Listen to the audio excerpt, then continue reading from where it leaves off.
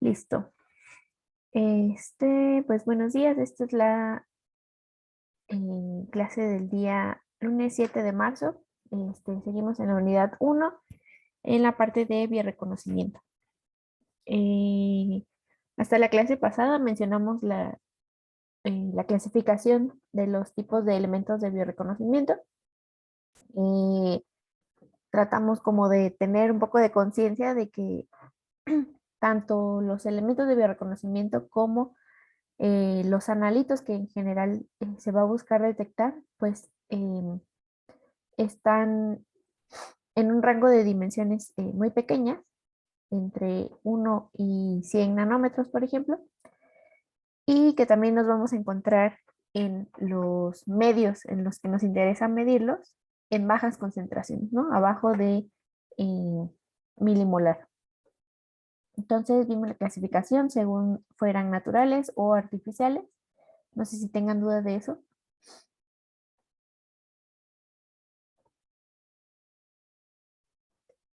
Y bueno, eh, vimos un poco cuáles serían los métodos para inmovilizar el elemento de bioreconocimiento en la superficie o en la vecindad del elemento transductor. Ujú. Ahí tengo una pregunta. Bueno, no me quedó, o sea, no puedo visualizar también el encapsulamiento. O sea, o sea, como que queda atrapado en un medio acuoso, algo por el estilo. ¿O cómo quedaría? Este. Ajá. Eh, o sea, habíamos mencionado principalmente los hidrogeles. Entonces, los hidrogeles, habíamos dicho que eran matrices poliméricas, podríamos decir. O sea, entonces son cadenas de monómeros. O sea, un polímero puede ser lineal, por ejemplo, ¿no? Generalmente. Pero entonces ya cuando se va a formar una matriz o un material, entonces esos polímeros lineales, o sea, cadenas lineales, se tienen que entrecruzar entre sí. Ujú. Entonces, se meten otros reactivos para que se forme un enlace entre esas cadenas. Eh, los grupos terminales de esas cadenas entonces van a tener, eh, podríamos decir que cierta hidrofilicidad. Entonces son capaces de atrapar moléculas de agua entre los espacios vacíos, ¿no? Y el tamaño, en este caso, de los poros, pues es también suficiente o es apto para atrapar estas moléculas. Entonces, tal cual así quedan atrapadas en poros, en los que además de estas biomoléculas hay agua. Ujú. Sí, muchas gracias. Ya. Gracias. Ok. Entonces, el día de hoy vamos a repasar un poco qué son las enzimas, em, sus estructuras y vamos a ver algunos ejemplos de cómo se van a estar usando en los biosensores, ¿no? Entonces, bueno, recordamos que pues son moléculas orgánicas em, que pues surgieron, evolucionaron naturalmente en los organismos. Eh, Pueden ser tanto de estructuras proteicas, o sea, a partir de aminoácidos, o incluso hay hebras de ARN que funcionan como enzimas. Ujú. Estas van a tener la función de actuar como catalizadores de reacciones químicas. Ujú. Y pues, ¿qué significa que sea un catalizador? Es que va a proveer de condiciones favorables que disminuyan la energía de activación de la reacción. Ujú. ¿Sí recuerdan qué es la energía de activación de una reacción? ¿O cómo la llamamos en termodinámica?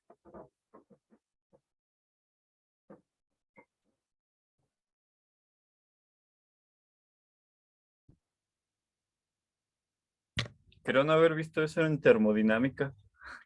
En termodinámica, si no mal me acuerdo, se llama, creo que entalpía o algo por el estilo. Y la energía de reacción, pues es la energía que necesita. Ahora sí que valga la redundancia por el nombre, es la energía que necesita una reacción para llevarse a cabo. Entonces tienes reacciones que son endotérmicas o exotérmicas, donde pues en una se va a liberar calor en la reacción y en la otra se necesita energía para que se lleve a cabo, ¿no? Ujú. Y ¿qué otra cosa? Pues creo que ya, ¿no? Ajá, más o menos. O sea, sí, existe la entalpía, ¿no? De una reacción, que es lo que decías, ¿no? Entonces, si la entalpía es, siempre me confundo con los signos. Creo que si es positiva, entonces la reacción es exotérmica, ¿no? Y si es negativa, la reacción es endotérmica, como bien decías, ¿no? Una libera calor y la otra, pues, va a absorber, necesita absorber calor, ¿no? Pero la energía de activación de una reacción va a estar determinada, o más bien, en termodinámica la llamamos energía libre de Gibbs, que también va a estar relacionada con, hay fórmulas que la relacionan con la entalpía y con la entropía, ¿no? Entonces, esta energía de activación, pues es la que se necesita impartir al, suena potencial químico, sí, también. La energía libre de Gibbs también es está relacionada con el potencial químico, que no son exactamente lo mismo. Eh, entonces te va a decir si una reacción es espontánea o si no es espontánea. Si la energía libre de Gibbs es negativa, una reacción es espontánea. Si la energía libre de Gibbs es positiva, la reacción es no espontánea. En las condiciones de temperatura y presión en que correspondientes, ¿no? Generalmente cuando se da un valor, pues es en condiciones normales, 25 grados Celsius y una atmósfera de presión. Entonces, bueno, las enzimas, como cualquier otro catalizador, lo que van a hacer es favorecer la disminución de esta energía de activación. Por lo tanto, o sea, si la disminuye hacia valores más negativos, pues entonces estamos diciendo que hace que una reacción sea espontánea, ¿no? O más espontánea. Entonces, las enzimas en general van a tener bueno, otra cosa que las caracteriza como catalizadores es que al final de una reacción va a parecer que no sufrieron cambios, ¿no? Este, sino que solo toma los reactivos iniciales y los transforma en productos finales, pero parece que el catalizador no sufre cambios químicos.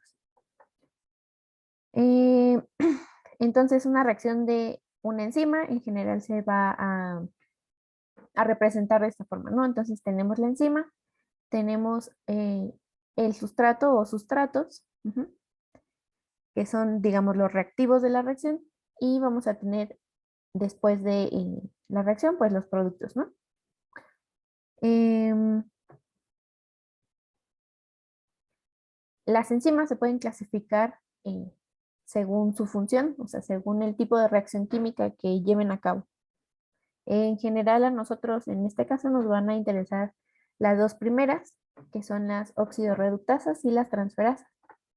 También las hidrolasas, un poco. No sé si habían visto algo de esto en sus clases de morfo. No, de esta clasificación no lo vemos en Morfo. Ah, ok. Bueno, Creo que en entonces, bioquímica, pero- ¿en bioquímica? sí, algo así recuerdo, pero sí, ya fue en segundo semestre, entonces no lo tengo tan fresco. Órale. Eh, ok, entonces aquí, pues lo que quiero es que les quede claro cuál es la reacción en general que llevan a cabo, ¿no? Entonces, en el caso de las oxidorreductasas, como su nombre lo dice, van a promover en los sustratos una reacción de oxidación o de reducción. Dependiendo en qué sustrato nos estemos fijando o cuál sea el sustrato de interés, ¿no? Pero en sí lo que pasa es que tenemos, para que ocurra una reacción de oxidación-reducción, siempre hay que tener dos especies, ¿no? Para que ocurra la transferencia de electrones. Entonces, una al final va a sufrir una reducción y la otra va a sufrir una oxidación, ¿no? Entonces, es lo que se representa aquí. Inicialmente tengo la especie A en su estado reducido y aquí representan estas bolitas blancos como equivalentes reductores. Entonces, esto en general se va a referir a átomos de hidrógeno, por lo más fácil, o a partes en moléculas que tengan un número de oxidación parcialmente con exceso de electrones, ¿no? Entonces, reducido es que está con exceso de electrones. Y tenemos la especie B en su estado oxidado. Entonces, es un estado que está en déficit de electrones y entonces puede aceptar fácilmente.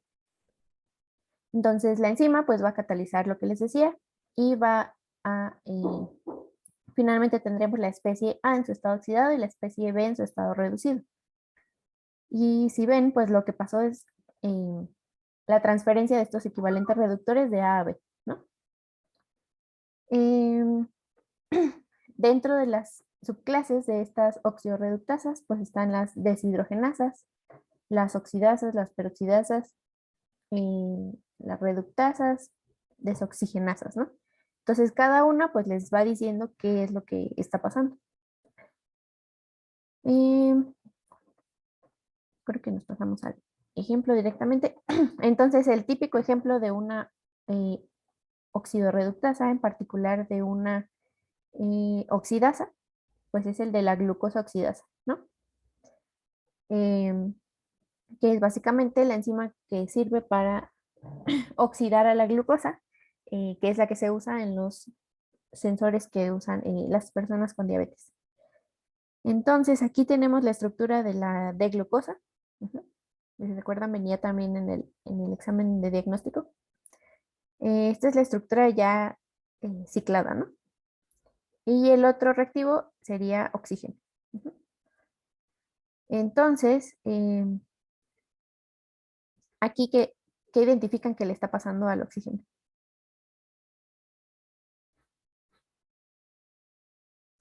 ¿Qué es lo que se transfirió de una molécula a otra? Pues el grupo hidrógeno, ¿no? Ajá.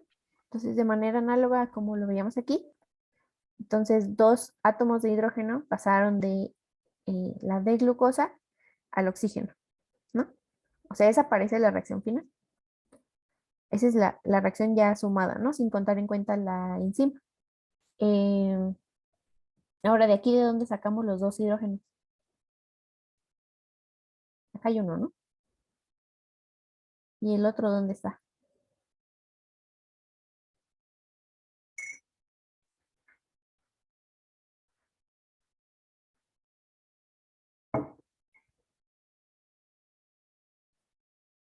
Pues está en el carbono, ¿no? Entonces, si recuerdan de sus clases de introducción a la química, ¿cómo se llamaba? Bueno, de química general. Entonces, en estas estructuras orgánicas, cada vértice representa un carbono, ¿no? Y los carbonos siempre deben cumplir con tener 4 enlaces. Entonces, aquí tenemos, y otra regla es que, pues, en general, los hidrógenos de los carbonos no se escriben, ¿no? Entonces, este vértice representa un carbono con los hidrógenos que necesite tener para cumplir con tener 4 enlaces. Entonces aquí tenemos 1, 2 y 3. Y el cuarto enlace es el del hidrógeno, ¿no? Entonces estos 2 hidrógenos son los que se transfieren. Para finalmente quedar aquí con este grupo cetona, ¿okay? Que también tiene los 4 enlaces, 1, 2, 3 y 4. ¿Sí me siguieron? Sí, bueno, creo que son conceptos que sí llegué a ver como en clases de química de la prepa, pero igual como pues recordarlos, pues, o sea, digo, siento que no me acuerdo de todo exactamente, pero tampoco estoy tan perdido. Sí, si alguien se queda con duda, no se quede con la duda. Sin pena, ¿eh? Entonces, ok, entonces aquí pues la glucosa oxidasa provoca la transferencia de 2 hidrógenos, ¿no?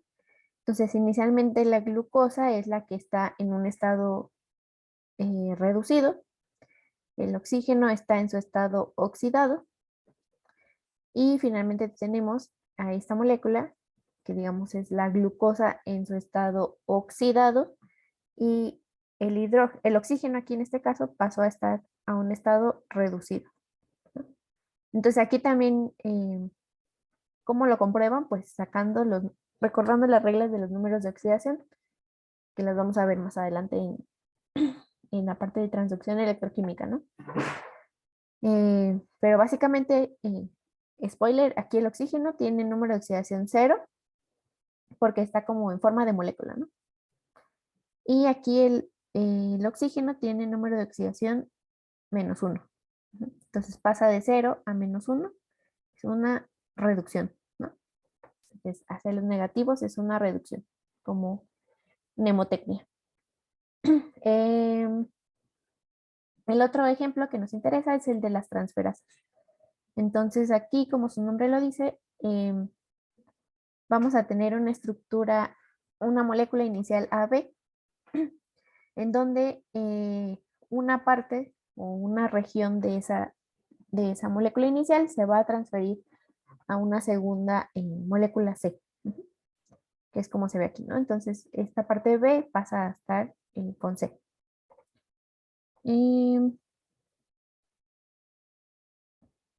Aquí el ejemplo que les pongo es el de la reacción que cataliza la enzima transaminasa, de pasar de alanina y oxalacetato a piruvato y aspartato.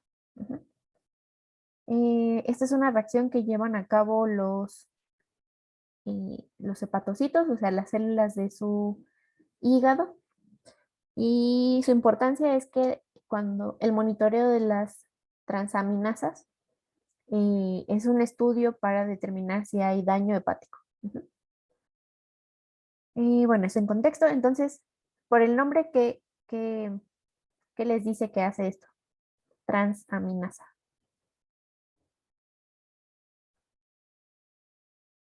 ¿Qué es lo que se está pasando de una molécula a otra?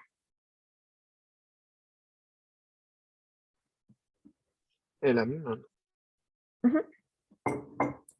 Un grupo amino. Y entonces aquí se ve, ¿no? Tenemos inicialmente la alanina con este grupo amino. Y finalmente nos quedamos con esta estructura. Identifican aquí, esta es la cadena principal. Y entonces en vez de tener este grupo cetona, se queda con un grupo amino. Entonces por eso es la transaminasa.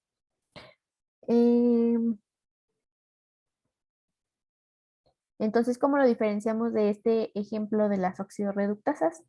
Que en estos en general lo que se va a estar transfiriendo son hidrógenos, ¿no?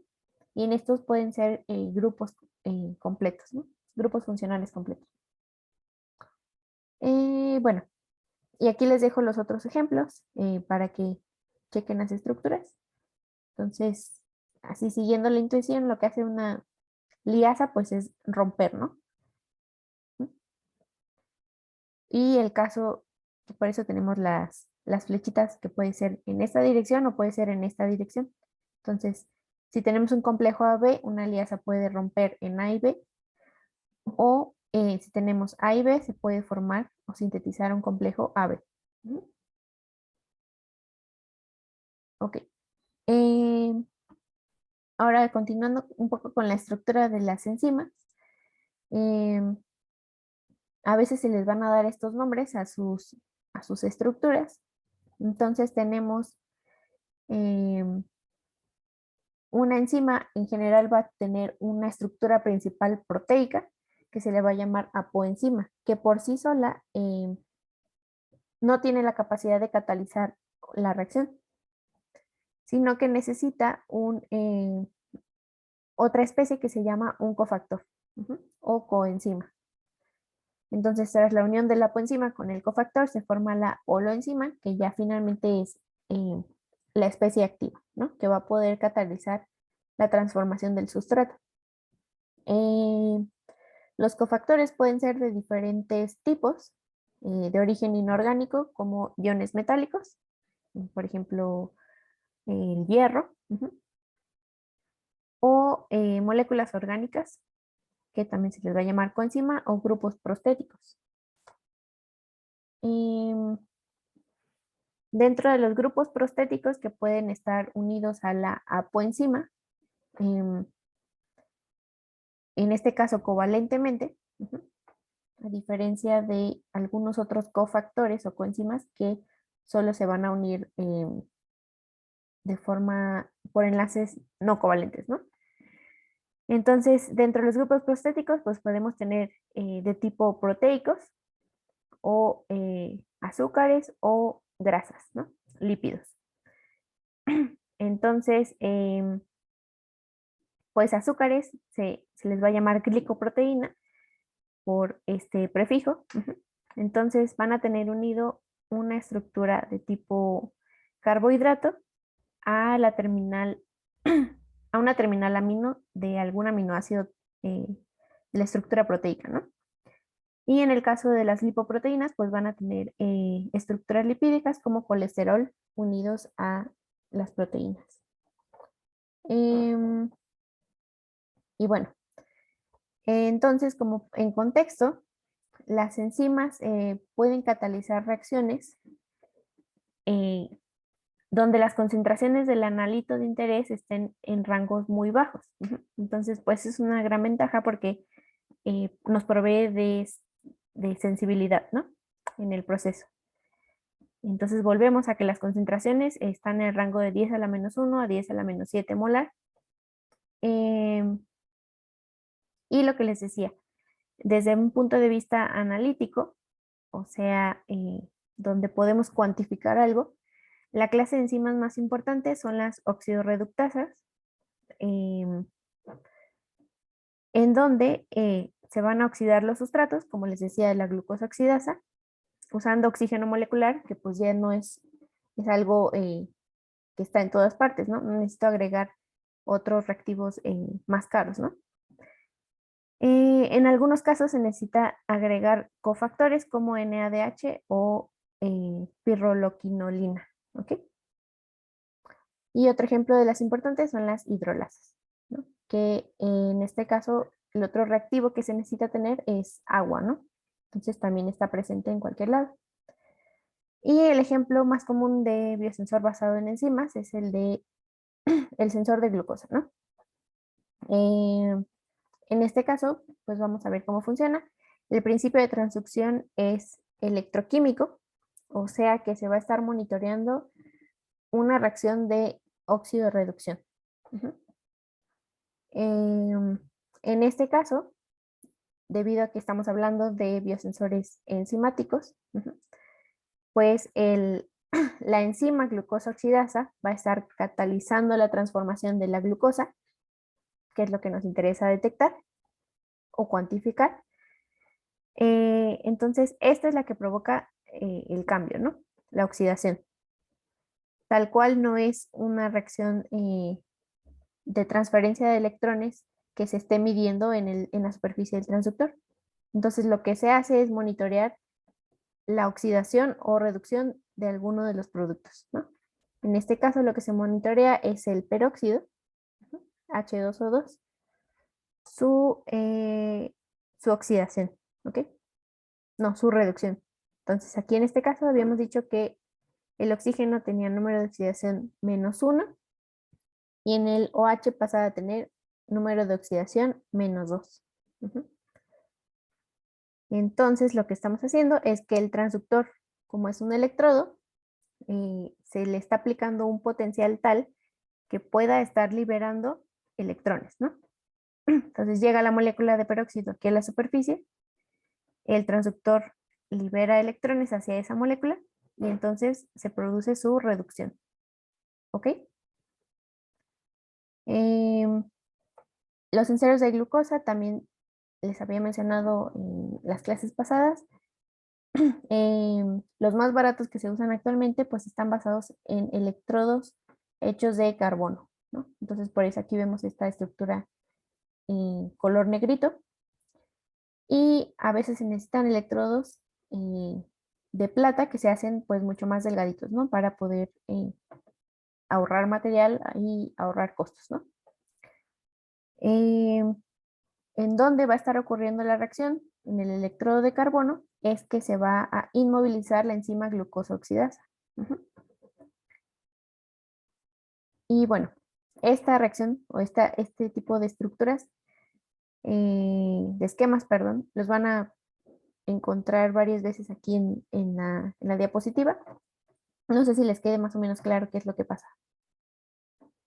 Es una representación, otra representación de esta reacción.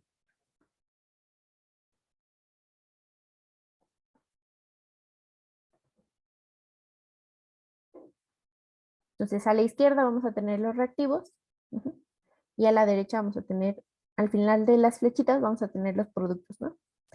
Y el nombre de la enzima que se está usando, pues va a estar aquí en medio, ¿no? GOX es la abreviatura de glucosa oxidasa. ¿Sí? ¿Sí me siguieron?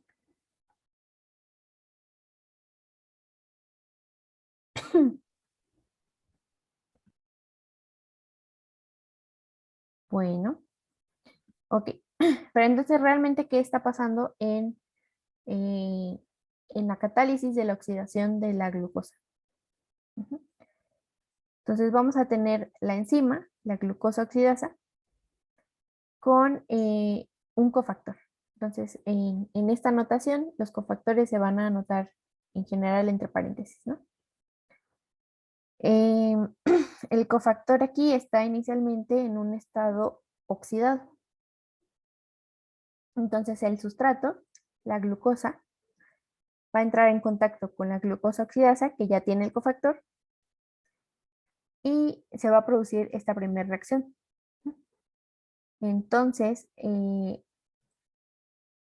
los hidrógenos, estos hidrógenos, pasan del sustrato de la glucosa al cofactor. ¿Sí lo ven? Entonces, la glucosa que estaba inicialmente en un estado reducido, pasa a un estado oxidado, porque pierde estos hidrógenos. En un segundo paso, para regenerar la enzima, entonces el oxígeno presente en el medio entra en contacto con la enzima con la cual tiene el cofactor reducido, y entonces estos hidrógenos pasan al oxígeno, ¿ok?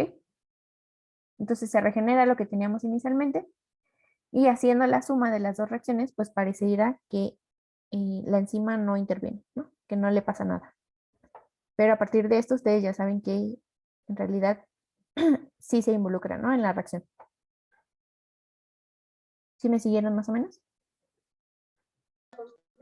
Eso de ahí, por ejemplo, de que al final ves que la enzima pues parece que no tiene nada que ver, es parte de lo de balanceo de ecuaciones. Es que yo me acuerdo que alguna vez llegué a ver eso, donde pues balanceabas tus ecuaciones como de los electrones que van de un lado al otro, y había como varios métodos, ¿no? De que algebraico, y así había otro Al donde tanteo. solo ibas como a como, ajá, ese. ¿Es eso? Sí, o sea, Ah, ok.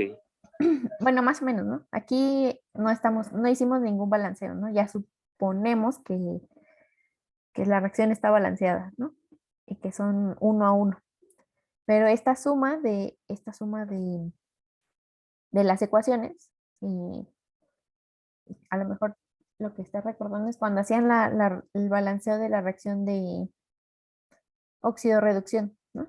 Entonces, primero balanceabas la reducción, después balanceabas la oxidación y lo sumabas, ¿no? Pero para sumarlo necesitabas asegurarte que se tenían los mismos equivalentes de un lado y de otro. Entonces es lo que estamos asumiendo aquí. Tenemos uno de este y uno de este. Tenemos uno de este y uno de este. Eh, ok, entonces, a partir de las enzimas, ¿qué tipo de señales analíticas puedo estudiar? Eh, ¿cuál es la señal que yo puedo medir además de los electrones, como mencionábamos en este caso, ¿no? Bueno, entonces vamos a aquí algunos ejemplos. El más típico, pues son los electrones producidos. Hay enzimas que van a poder, eh, donde se va a poder monitorear directamente la transferencia de electrones del, que sufre el sustrato, ¿no? O la pérdida o la ganancia de electrones que sufre el sustrato por, por la catálisis, ¿no? El caso 2 es el que mencionábamos aquí con el peróxido, ¿no?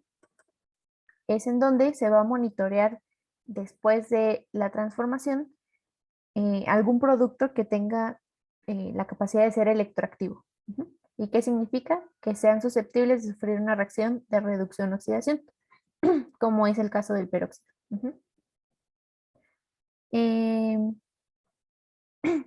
Otros ejemplos son que las enzimas también pueden catalizar cambios colorimétricos, quimioluminiscentes o fluorescentes. Ujú.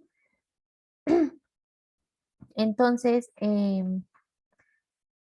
por ejemplo, alguno de los productos finales de una reacción, entonces va a generar una solución que tenga algún color, ¿no? Quimioluminiscentes, pues igual es que ese producto tenga la capacidad de emitir luz, ¿no? Aunque no tenga una señal inicial de excitación.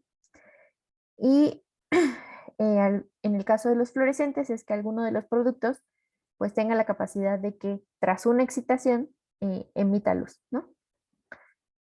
Estos tres últimos son más populares en el caso de los ensayos bioquímicos, se le llama en general. Bueno, entra en la clasificación de ensayos bioquímicos como las ELISAs, ¿no? Entonces las ELISAs significan Enzyme Linked Immunosorbent Assay. Ujú. Entonces es un ensayo inmuno o inmunológico que tiene unida una enzima. Ujú. Entonces en estos casos en general se hacen en una placa de varios pocitos en donde se ponen varias muestras y los reactivos y finalmente se agrega un sustrato que va a producir una señal lumínica de alguna de estas formas, ¿no? Entonces, va a producir que la solución que inicialmente era transparente se ponga en café o violeta, por decir algún ejemplo, o va a tener la capacidad de ser quimioluminiscente o fluorescente. Ujú. Y bueno, los biosensores basados en enzimas, ¿para qué me sirve entonces? ¿Para qué los puedo aplicar? ¿No? Entonces, no solo puedo, que es el típico ejemplo del de glucosa, ahí lo que me interesa es monitorear el sustrato, ¿no? El sustrato de esa reacción catalizada es el analito que me interesa. Ujú. Em, pero existen otras configuraciones que se pueden hacer, ¿no? Entonces se pueden monitorear especies que van a afectar la actividad catalítica de la enzima ante un sustrato de concentración conocida y controlada, ¿no? A estas especies, entonces pueden ser de dos tipos, ¿no? Activadores o inhibidores de la actividad catalítica. Entonces, por ejemplo, aquellos que inhiban la unión de el cofactor con la apoenzima a través de alguna reacción de competencia o que promuevan esa unión, ¿no? Entonces, eso estaría afectando la actividad catalítica de la enzima. Entonces, para ello, pues, ¿qué se haría, no? Entonces, se agrega una cantidad conocida del sustrato, una cantidad conocida de la enzima y se van estudiando los cambios según alguna de estas señales cuando se agregan diferentes concentraciones de esa especie activadora o inhibidora. Ujú. No sé si sí me siguieron. ¿Ven la diferencia entre estos dos?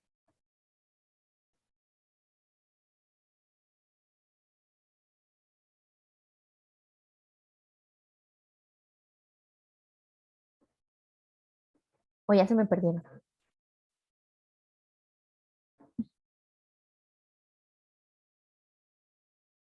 Creo ¿Me que, podrías repetir de nuevo? Yo sí me perdí. gracias, Nisit. Sí, claro. Gracias. Eh, si quieres, vamos, bueno, creo que será más fácil con un ejemplo. Ujú. Este segundo punto es muy similar a monitorear la concentración de otra enzima o de la actividad catalítica de otra enzima a través de monitorear los productos de esta misma, ¿no? Entonces aquí el analito que interesa conocer es la enzima, ¿no? En este caso el analito que interesa conocer es el sustrato y en este caso es alguna especie activadora o inhibidora. Ujú. Entonces son las tres aplicaciones básicas en donde se pueden usar los biosensores basados en enzimas. Entonces, ¿cómo podemos evaluar, entender estos dos últimos, ¿no? El último sería este ejemplo, ¿no? Entonces, en este caso lo que interesa monitorear es, se le llama actividad también, pero bueno, se puede referir a la concentración de una enzima. Ujú. Entonces, lo que interesa monitorear es la enzima alanina transaminasa. ¿Por qué les decía que era importante aquí, no? Es la que cataliza esta reacción, que les decía que es importante para monitorear el daño hepático. Entonces, a esta gente pues se les ocurrió generar un biosensor para monitorear esa enzima. Entonces, ¿qué es lo que hicieron? Ya saben que la enzima alanina transaminasa va a transformar L-alanina y alfa-ketoglutarato en piruvato y L-glutamato. Aquí otra vez viene lo de las flechitas, ¿no? Entonces, al inicio de la flecha están los reactivos y al final, en la punta de la flecha, están los productos. Entonces, L-glutamato y piruvato son los productos que cataliza esta reacción, o bueno, de esta reacción que cataliza la transaminasa. Entonces, a ellos se les ocurrió monitorear el L-glutamato a partir de una segunda enzima, que es de tipo oxidasa, como la glucosa oxidasa, pero en este caso es glutamato oxidasa. Entonces, a partir de glutamato y oxígeno, obtiene alfa-ketoglutarato y peróxido. Entonces, como todas estas moléculas pues están relacionadas estequiométricamente por la reacción, entonces si se monitorea finalmente un producto que es el peróxido, pues va a ser proporcional a la cantidad de glutamato que había, que va a ser proporcional, en este caso, a la cantidad de enzima que había. ¿Sí me siguieron?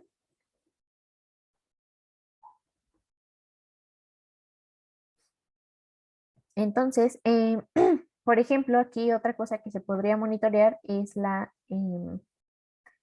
alguna especie que afectara la actividad catalítica de la alanina transaminasa o del glutamato oxidasa. Entonces, por ejemplo,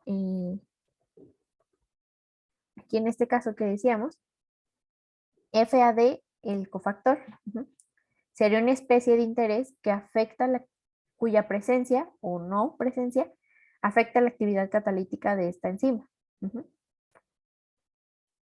Entonces, monitoreando también el peróxido, pues también podría, y manteniendo las demás cosas constantes y conocidas, también se podría monitorear este cofactor, ¿no?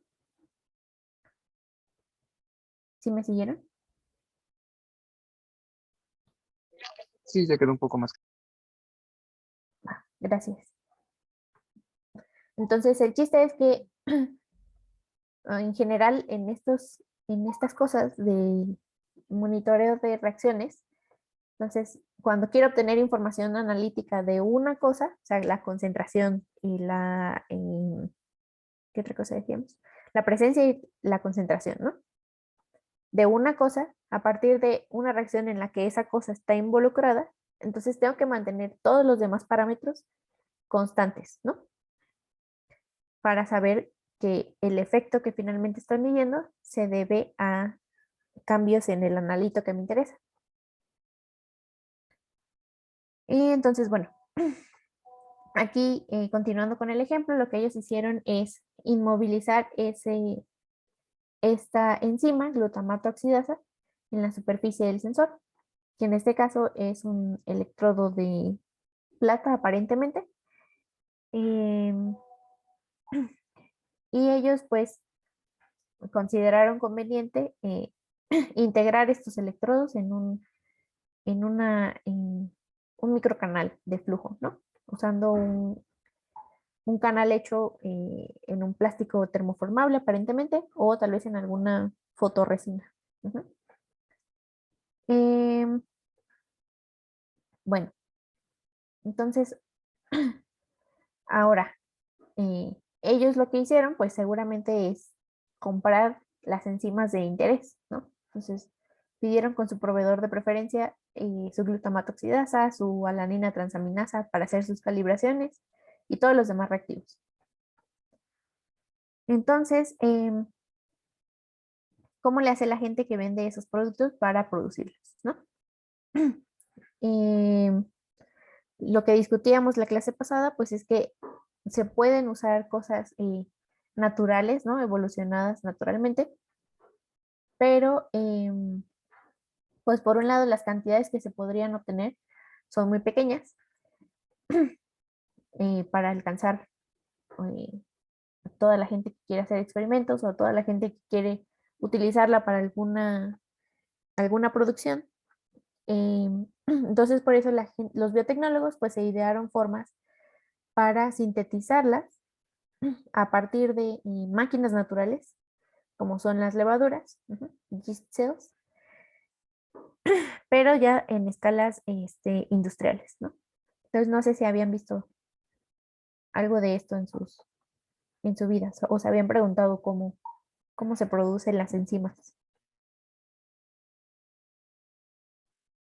Por ejemplo, las enzimas se usan mucho para hacer queso, ¿no? A partir de la leche. Entonces, ¿cómo tienen tanta enzima de forma industrial?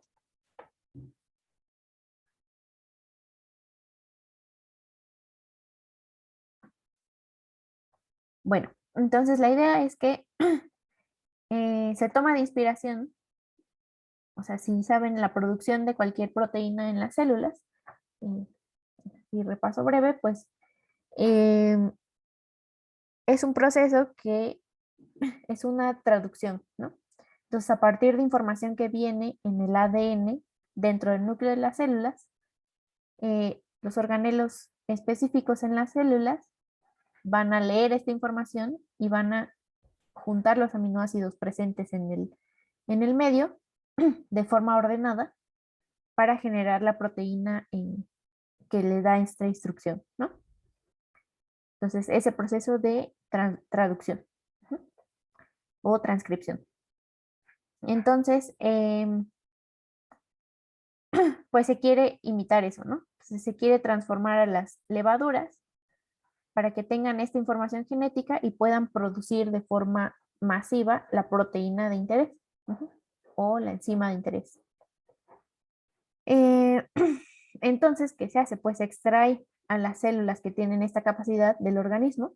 Se extrae una muestra, la gente las lisa, etcétera, obtiene su ADN y hace la secuenciación, ¿no? De este ADN. Entonces identifica cuáles son las pares de bases en donde se tiene esta información. Después se genera una copia de ADN con esta información y se hacen estas estructuras llamadas plásmidos o vectores, que en general van a tener esta estructura como circular. Entonces son pequeñas cadenas de ADN o ARN donde está insertada esta parte de información. Con estas cadenas se infectan algunas bacterias y después esas bacterias van a infectar a las levaduras. Entonces finalmente lo que queda es que esta secuencia se integra en el ADN de las levaduras y pues entonces ya van a tener la capacidad de hacer la traducción, ¿ok? De forma, la producción de la proteína de forma masiva. Entonces, bueno, ya se tienen en cultivo las levaduras en las condiciones que les gustan, de temperatura, presión y concentración de nutrientes. Entonces, esto va a inducir la producción de la proteína y después, ¿qué se necesita hacer? Pues necesitamos varios pasos, ¿no? Primero hay que evaluar si la proteína que se produce es la adecuada. Hay que encontrar las condiciones adecuadas para que las células produzcan lo más posible.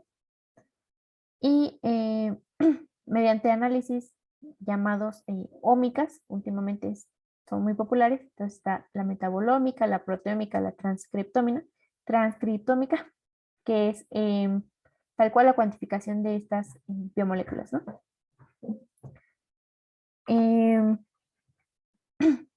Entonces, bueno, una vez que se determinó que ya las levaduras producen esto de forma adecuada, pues se tiene que escalar a la forma industrial, ¿no?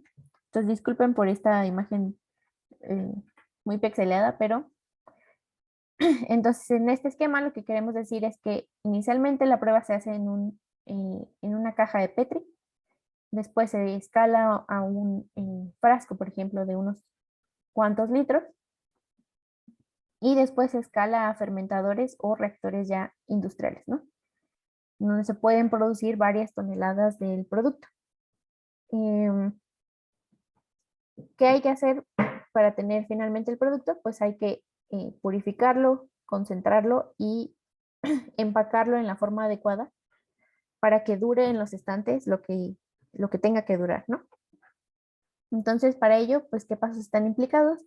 Hay que remover las células. Entonces, ya las células, pues ya cumplen su función y ya son composta, ¿no? Hay que refinar el producto, hay que concentrarlo, hay que purificarlo, quizá modificarlo químicamente y para finalmente tenerlo en forma de líquidos o secarlo o liofilizarlo para tener en forma de polvos. Y bueno, en cuanto a lo que les decía de la caracterización, pues un parámetro que se necesita medir es la actividad enzimática.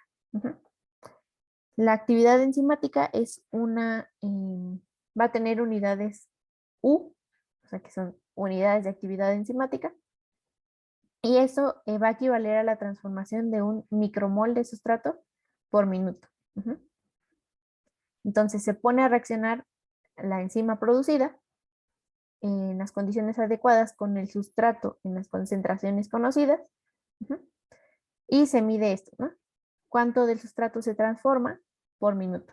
Entonces esto va a ser la actividad enzimática. Aquí en el ejemplo, lo que están midiendo es la actividad enzimática de la fitasa. Entonces, ¿cómo la cuantifican? A partir de cuantificar las moléculas de fosfato que se liberan en un cierto periodo de tiempo, bajo condiciones conocidas de pH y temperatura. Entonces, esta es la molécula fosfato y es la que se va a estar monitoreando para evaluar la actividad enzimática de la fitasa. Y bueno, ya para terminar con las enzimas, lo que nos interesa ver es específicamente cómo se puede inmovilizar una enzima en un transductor. Entonces se puede hacer de cualquiera de las formas que vimos antes en esta diapositiva. Pero aquí en este ejemplo me interesa darles en particular qué química se puede usar para inmovilizar covalentemente una enzima, a un transductor. Entonces, en el mismo ejemplo que les ponía de la alanina transaminasa, ellos lo que hacen es inmovilizar el glutamato oxidasa mediante este enlace químico, ¿no? Entonces, inicialmente lo que se tiene es una superficie metálica de platino. Recuerdan que les decía que para la electroquímica necesitamos tener materiales que sean muy buenos conductores y que sean inertes químicamente, ¿no? Entonces, el primer paso es absorber en la superficie de platino moléculas de terminales hidroxilo, ¿no? Entonces, esto puede ser a partir de oxidar a través de plasma de oxígeno. Entonces, se deja aquí en esta superficie estos terminales OH. El siguiente paso es agregar una molécula de silano o siloxano. Su nombre proviene de que aquí tiene un átomo de silicio, ¿no? Entonces estas moléculas espontáneamente se unen a las terminales OH.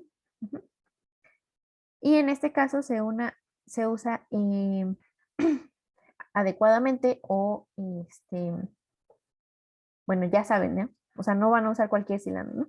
Sino que necesitan uno que les dé esta química para que posteriormente haga esta reacción. Entonces el que se usa es,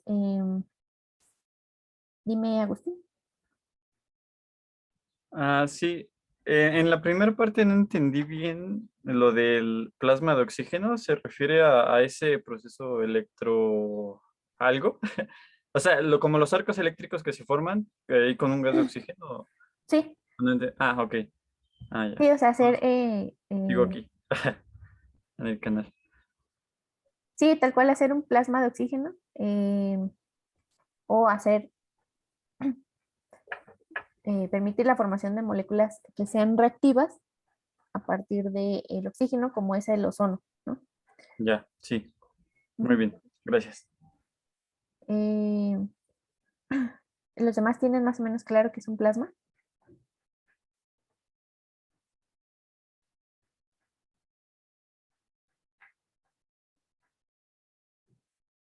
Más o menos.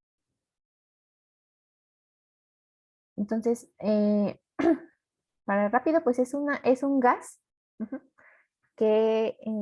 al que se le aplica una diferencia de potencial grande, de tal forma que las moléculas del gas se puedan ionizar.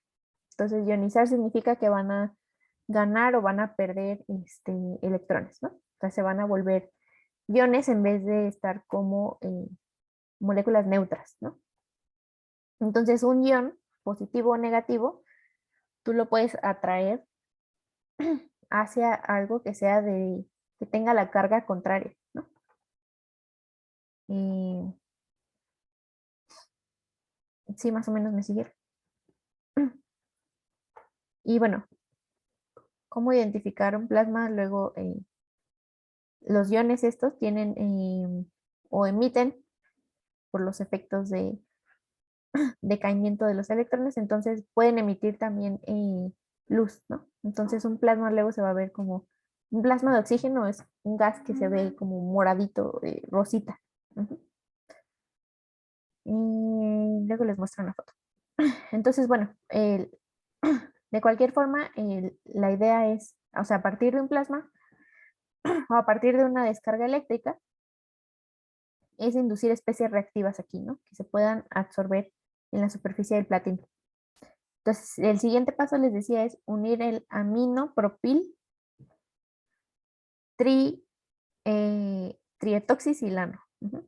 Entonces, sus siglas son APTES, APTES. Ujú. Entonces, finalmente nos quedamos con esto. El siguiente paso es unir una molécula que se llama glutaraldehído. Ujú. Entonces, si recuerdan, los aldehídos son moléculas que tienen un oxígeno al final de la cadena en un doble enlace con un carbono, ¿no? Eh, Después se los dibujo aquí. Entonces, un glutaraldehído se une espontáneamente a la terminal amino del apte. Ujú. Y el silicio, bueno, los oxígenos estos de silicio se van a unir mediante una reacción que se llama hidrólisis a los OH que estaban expuestos inicialmente aquí, ¿no? Y finalmente esto, pues, ¿para qué lo quiero? Este glutaraldehído, que es simétrico, entonces tengo aldehído aquí, tengo aldehído aquí, pues espontáneamente se va también a unir con los grupos amino que tengan las proteínas, en particular las enzimas. Ujú. porque recuerden que son pues cadenas de aminoácidos, ¿no? Entonces, esa es la química más común que se usa para inmovilizar cualquier tipo de proteína. Otras que vamos a ver más adelante son la de biotina streptavidina. em, o bueno, pues se puede usar cualquiera de las otras técnicas no covalentes que habíamos mencionado antes, ¿no? Y bueno, aquí una cosa importante pues es que la química sea, bueno, estos enlaces que se formen, em, tampoco tienen que ser tan largos, ¿no? Porque lo que se requiere es que el producto, en este caso que se monitorea el peróxido, difunda rápidamente hacia la superficie, ¿no? Entonces en esto mide unos 10 angstroms, pues es suficientemente pequeño para que esto difunda a la superficie del electrodo, que es donde ocurre el intercambio de electrones, ¿no? Y bueno, entonces hasta aquí tenemos lo de las enzimas. Repasen el video para la próxima clase para que, por si tienen alguna duda, ¿ok?